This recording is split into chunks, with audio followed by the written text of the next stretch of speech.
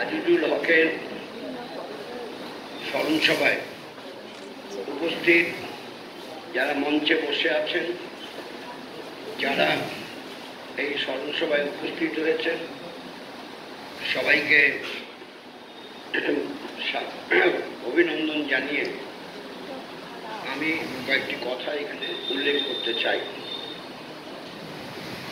এ কথা ঠিক, যখন আজিজুল হক সোমনাথ কলেজে ভর্তি হয়েছিল প্রি ইউনিভার্সিটি পড়ার জন্য, কারণ ও ক্লাস 10 পাস করে এসেছিল, তখন চালু হয়ে গেছে ক্লাস 10 এবং ক্লাস 11।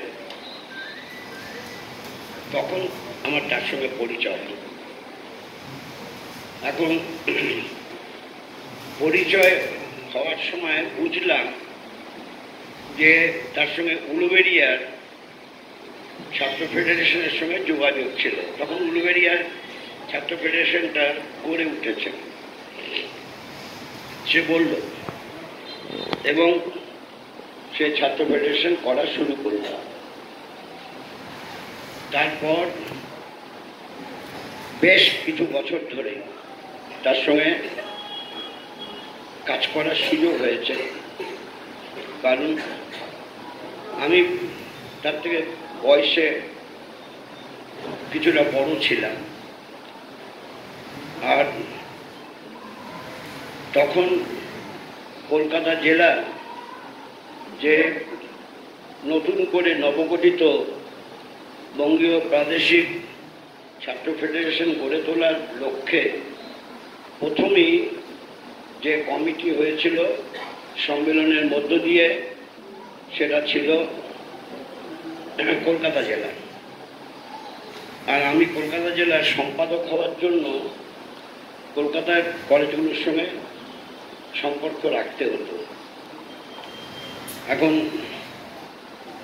সে সময় আজিজুলের সঙ্গে যেরকম বসে কথা হতো, তারপর দীর্ঘ সময় আজিজুলের সঙ্গে আমার কথাবার্তা হতো না। তারপরে যখন জেল থেকে মুক্তি পেল, তারপর পিজি হাসপাতালে ওর চিকিৎসা হচ্ছিল। তাছাড়াও পিজি হাসপাতালে ওকে মাঝে মাঝে যেতে হতো রক্ত নেওয়ার জন্য। তার ফলে পিজি হাসপাতালে বসে অনেক কথা হয়েছে।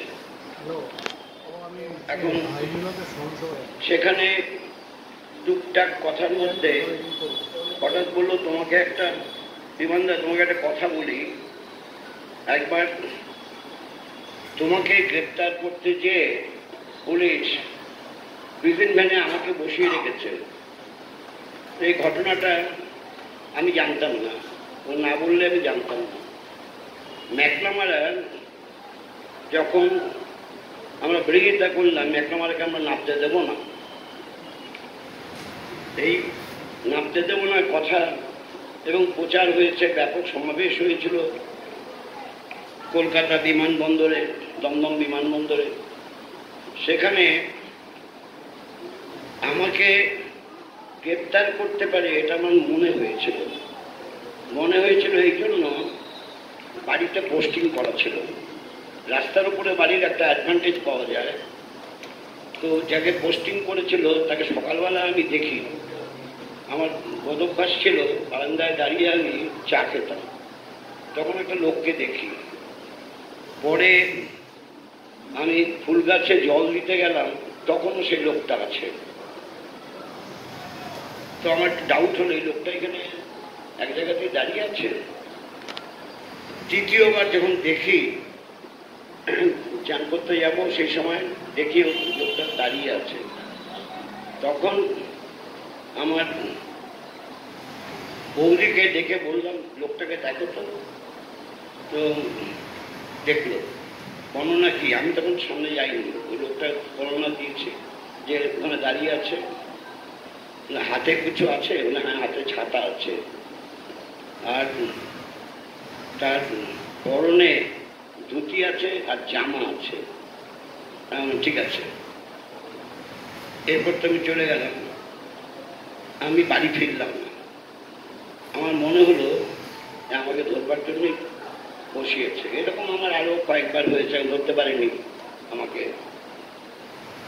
এখন আজিজুল বলল, তোমাকে ধরতে গেছে, আমি বসে আছি, এসে কি বললো জানো, পাখি উড়ে গেছে। আরে পাখি তো যায়নি বাড়িতে, নিরে তো পাখি ফেরেনি, এ বলে বললো আর কি।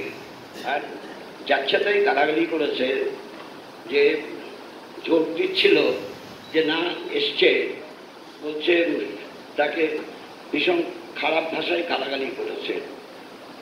ও আমাকে বললো কথাটা আমি আর এখানে বলছি না। তারপর ওর সঙ্গে যখন সুস্থ হলো, মানে খানিকটা সুস্থ এবং তারপরে সুস্থতা এসছিল, তখন ফিরে পেয়েছিল। তো আজিজুল আমার ওর রাজনৈতিক কর্মকাণ্ড শুরু করার সময়তে